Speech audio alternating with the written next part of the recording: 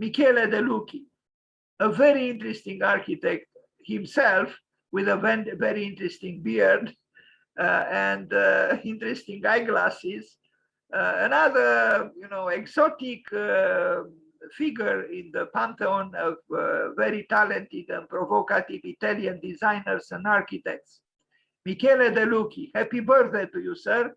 Here he is again, and again, and an interesting man, actually, and maybe working in a rather, I would say, solitary way, although he has some very big buildings, on his CV. I like very much this picture of him, truly so unassuming, almost like an abandoned child here, in front of his building.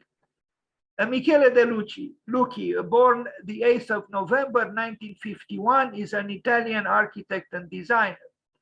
Happy birthday to him. De Lucchi was born in, already said, in Ferrara, and graduated in architecture from Florence. During the period of radical and experimental architecture, he was a prominent figure in movements such as Cavar, Studio, Alchemia, and Memphis. De Lucchi has designed lamps and furniture for well-known Italian and European companies such as Artemide Olivetti, alias Unifor Hermes, and Alessi. For Olivetti, he was director of design from 1988 to 2002 and developed experimental projects for Compaq Computers, Philips, Siemens, and Vitra. During this period, he developed a number of theories on the evolution of workplaces.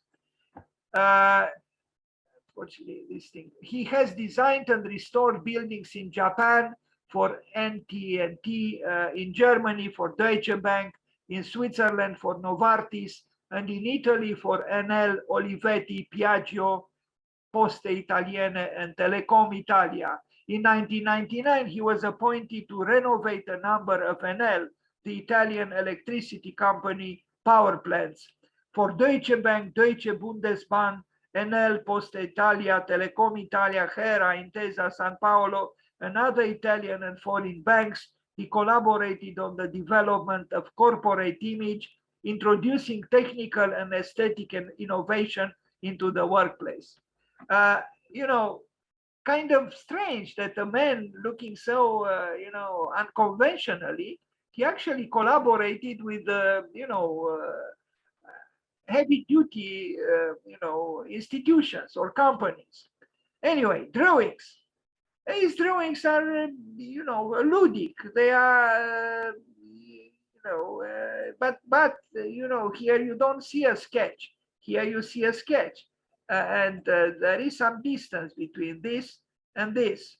This is showing a joyous world, but we saw the face of the man, and this is not a man who only knew pleasure in life. But his representations of design are very ludic, and with some, you'll say almost cartoon-like. But if we look at this sketch, which is done with maybe a pencil, a grayish pencil, a black pencil, or whatever, the building is rather, a little bit depressed, I would say. I like his pencil drawings more than the colored ones. Yes, he obviously has a strong artistic side. That's not how a typical designer draws. But he's a thinker, actually, who employs the visual material to advance his thoughts. He looks like a serious man, actually.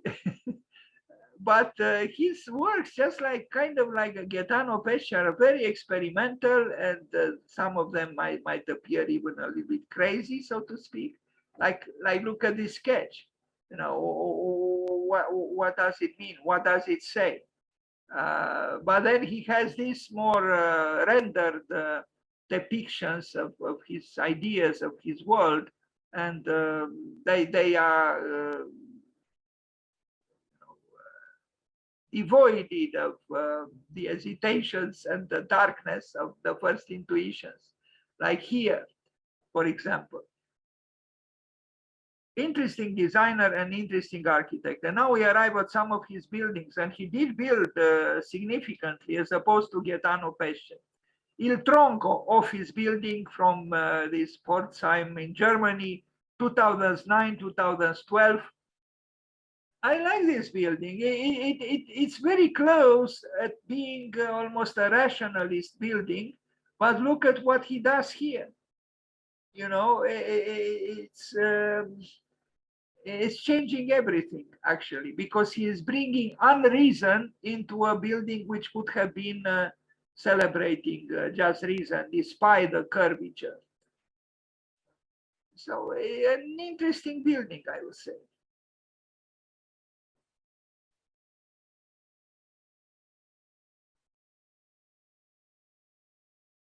So this was built in Germany. And it does look like an institutional building, a corporate building even, but a corporate building which welcomes some problematization, which is derived from the way he does this elevation here.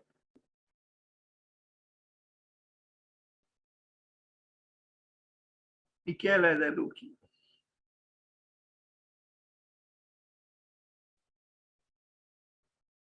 It's reason welcoming unreason, Earth stations. Now this is a utopian project, because a dreamer like Michele de Lucchi also, indulges in Earth stations wherever they were meant to be built.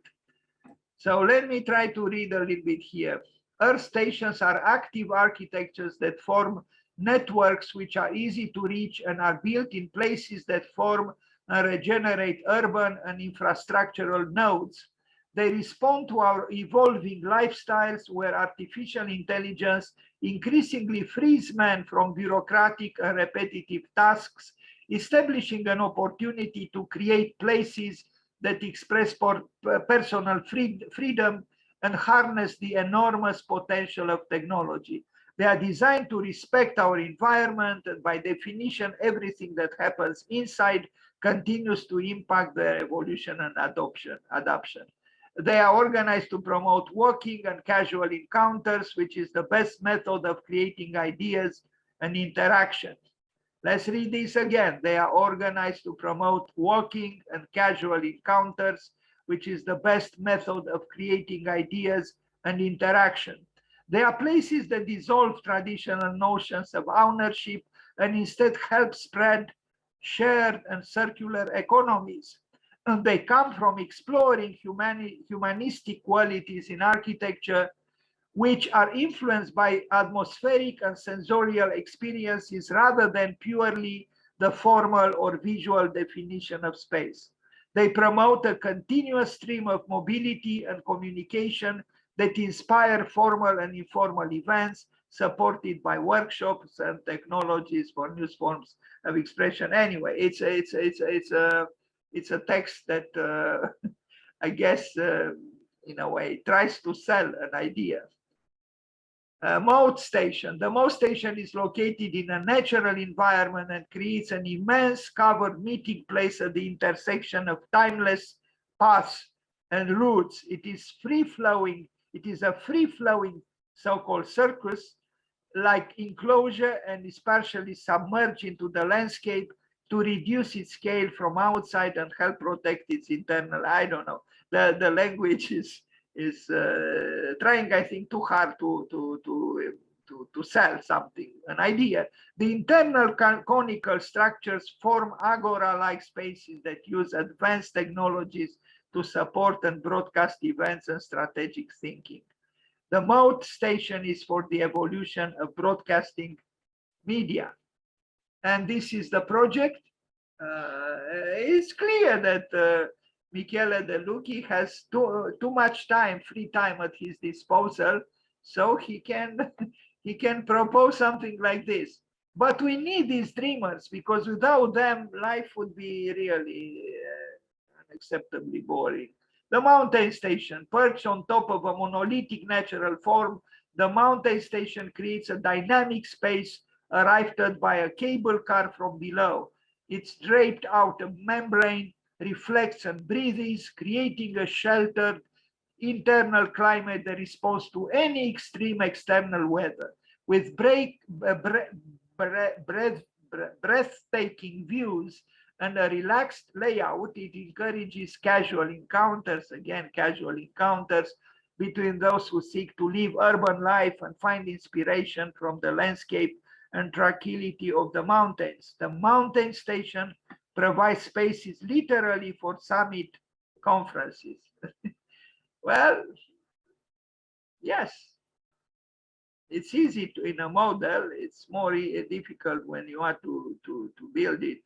But anyway, the floating soak station is a raft anchored near a coastal. I'm beginning to be tired of these explanations, where work and social connections arise through the idea of human diversity and the dynamics of change. Is a market of ideas. This I'm beginning to like. Reached by pontoon or boat, it creates a new form of metropolitan island with an undulating, translucent urban skyline. As a modular composition of elements, the soap can adapt and reconfigure in relation to evolving technologies, specific events, and different expressions of human contact. The floating soak station is a market of ideas. So, well, kind of a dangerously positioned market of ideas. Danger is certainly flirted with here. The crown station, a double bridge whose regal form and commanding position express a sense of triumph and intellect. Its oval plan not only connects adjacent cliffs, but also provides alternative inner paths around groups of event and study spaces. As a metaphorical bridge, it houses a printed and digital library, allowing you to connect your own ideas to those of others. The crown station is an evolution of the library. You see, the man is pushing the frontiers of architecture. And this is something we should all do, really. You know, enough with that boring, dry, gray functionalism. We need to bring new ideas to the fore. And I'm sure there is enough intelligence in the world and temperament and talent to do so. We just need to encourage ourselves because society is not encouraging us. The city station, surrounded by major transit routes, the city station is composed of a ring of craft and digital laboratories. He's dreaming. Here he's dreaming, but I see here some kind of a medieval city, a citadel, which is kind of interesting. It's a citadel surrounded by the invaders, the cars. The cloud station is an atmospheric architecture that offers a complete contrast with its surroundings. Don't worry, we'll arrive at some other buildings like this one, Unicredit Pavilion in Milano. It was built. I'm talking about this building here. Now, of course, this look a little bit less interesting than his utopian projects. No, this is a project, but I don't know if it was built. I thought it was built. Anyway, it's very buildable if it was not built. I think it was built. Anyway, you see, very well designed, very technical, very everything. The man knows how to build. And he believes in technology, which usually is not the case for people with his poetical openness towards architecture.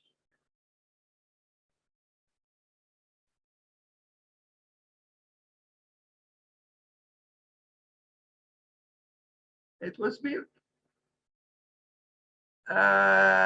Michele de Lucchi used salvaged wood for hotel building in South Tyrol in Austria.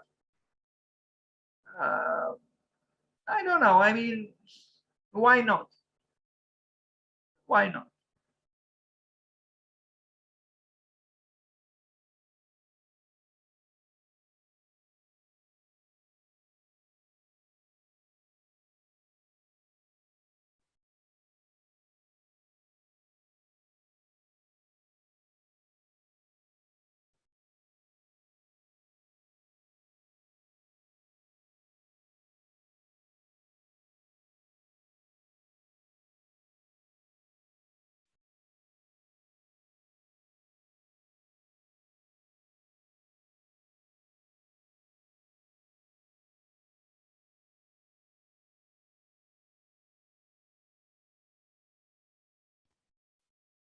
Dan, the outside looks like some houses I'd seen in Cambridge, some traditional houses. Yeah, it's Hmm. possible. There are all kinds of influences, and it's still Europe, Cambridge or Austria, I guess. Anyway, houses, architecture. I don't know if he designed the chairs too. Kind of interesting, this chair here. It's possible. A lot of wood. I'm not teased with cutting down forests to build so much, but a lot of wood, as you can see. Everything covered in wood. I don't know what this thing is here. I hope it's not by him. Law court in Georgia, 2009, 2011. It's very possible that thing is also by him because I see it's kind of the same aesthetics like this law court, strange building somehow. Is a little bit strange. I mean, if I am to use this word, I could use it also for Gaetano Pesce. Anyway, it was built in Georgia, of all places. I wonder what the symbolism of this is. You know, it's almost like like a bomb or a rocket falling on the court building. Maybe it's a reference to the last punishment, the last judgment. Yeah, it's a court building, so you better be careful when you go inside these buildings.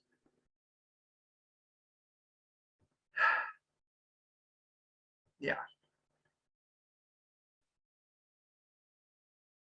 Now, a pavilion at Expo Milano 2015. This building is good, I think. I mean, it's an expo building. It's an exposition, and it's for exhibits.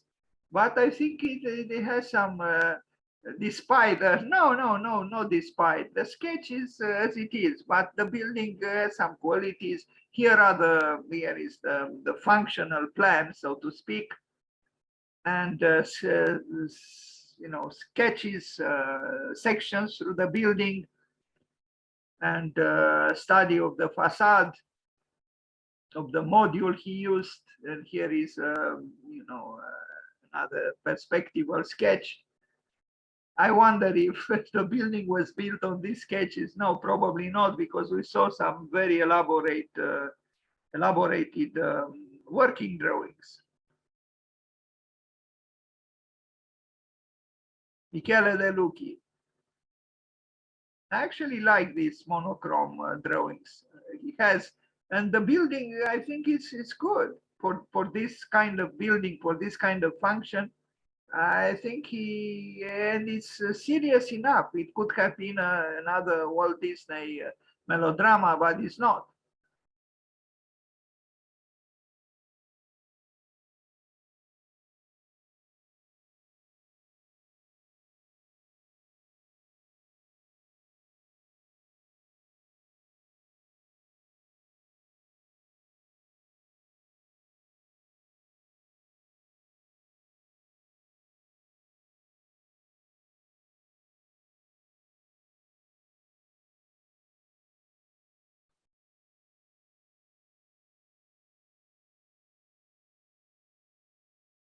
So I guess as a strategy, as an architect, you just try to become very well known, and then commissions arrive to you, and that's it.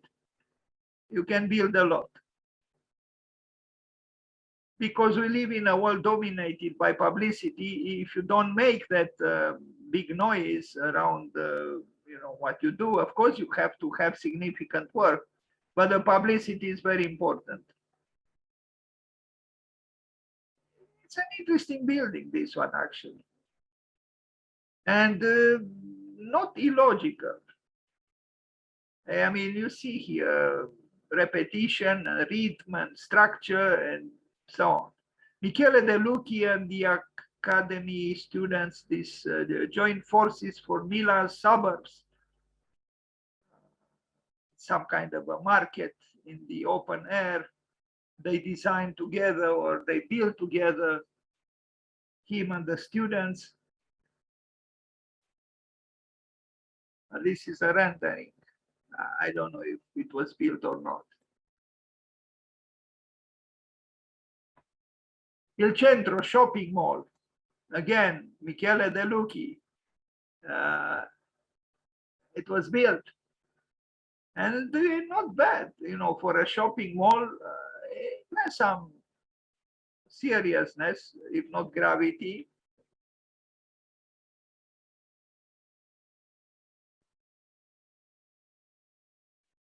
So it's kind of interesting that a dreamer like him also built, large buildings for very lucrative businesses, like shopping malls. I don't know what to think about these columns. They are a little bit too glorious in their size, but maybe he was exasperated by the function of the building, and I would be too. I don't think he did a great job here. What can we say? It's a shopping mall. That's what it is, and this cannot be hidden. Nor did he try to hide it, but it's a very large building, as you can see. Well, shopping malls are generally large because why in our world I shop, therefore I am, as Barbara Kruger said. So in order to be, you have to shop. Look at the building, it's huge.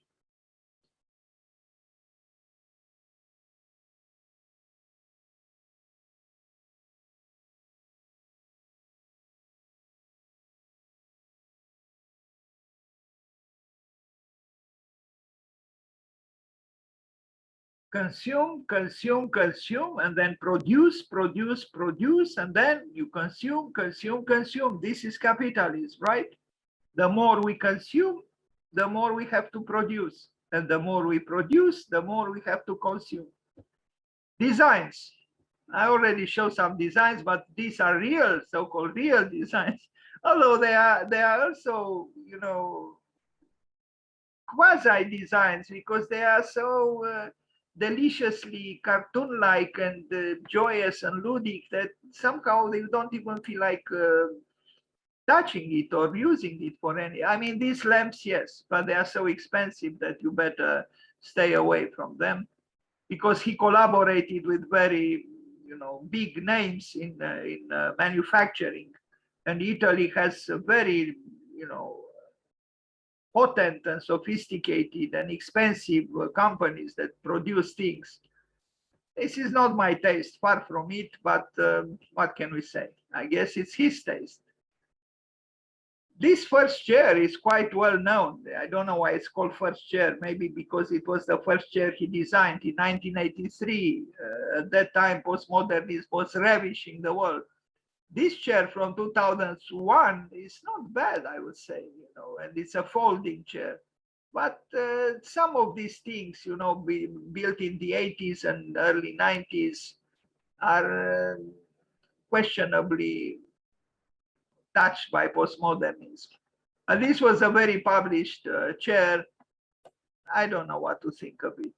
It's another chair by him, but this one is, I don't understand. Are we looking at the back or at the front? If we are looking at the front, you can sit on it. If we are looking at the back, and yes, we are looking at the back, but somehow the back, let me see, I don't see another view from the other side. Anyway, some shelving system, ludic and, moderately stable. Another so-called column with shelves. Of course, you can design anything. Another chair, a little bit idiosyncratic, a little bit strange, but also, referring to a tradition of doing chairs in a rather, aristocratic way, probably with good materials, good wood. This one as well. They craft very well, these companies in Italy, and they are very expensive.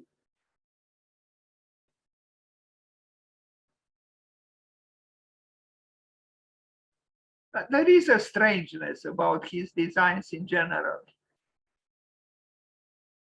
I know the word strangeness is not very telling in a way. No serious critic would use such words, but I'm not a critic, and please allow me to express myself accordingly. A strange bench, again, the word strange. Then this bench is such that two people sitting, they would be sitting back to back. One would be on the other side and one on this side. So I think they can talk with each other in that manner rather than sitting They side can by also side. sit one near the other.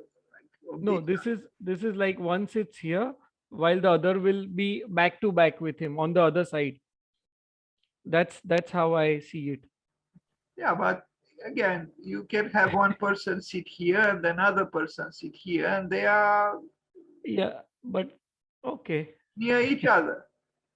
But I understand what you say. Yeah, that is possible too. And that's it. Happy birthday, Michele de Lucchi. And with this, we ended our meeting today. And